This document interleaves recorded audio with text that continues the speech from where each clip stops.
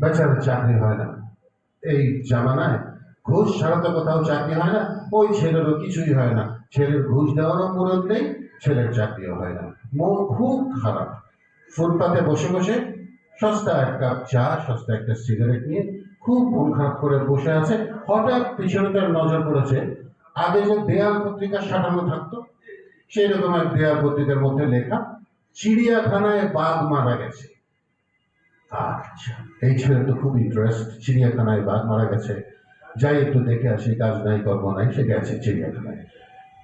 মরা বাঘ দেখে কিউরেটরকে বলেছে যে ভাই, এখানে যদি আমার একটা চাকরি টাকরি করতে দিতেন, ঘাস কাটতাম, এই কাটতাম, যাই করো কোনো মতে একটা যদি চাকরি দিতেন, আমি ভাই ঢাকা ইউনিভার্সিটি থেকে বাংলায় অনার্স ফার্স্ট ক্লাস ফার্স্ট।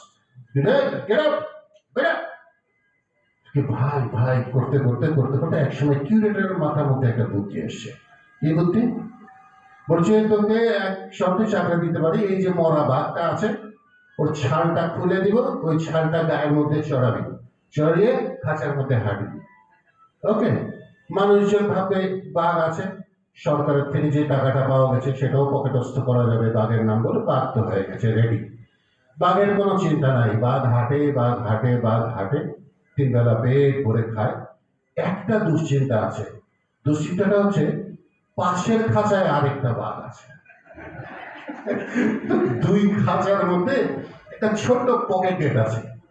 তখন তার মাথায় টেনশন যে ওই বাঘ যদি ভালোবাসার ছলেও এই বাঘের কাছে কোনোদিন আসার চেষ্টা করে তো অবস্থাটা কি হবে। ঠিক আছে, আল্লাহ বাঁচিয়েছে, আসে না। হঠাৎ একদিন ক্যাচ করে একটা শব্দ, পকেট গেটেও তালা চলে, তালা সরি জং পড়ে গেছে। জেলখানা তো, চিড়িয়াখানা তো। ওই বাঘের আগমন, এই বাঘের দর্শন দেখছি, আসিতেছে আজরাইল।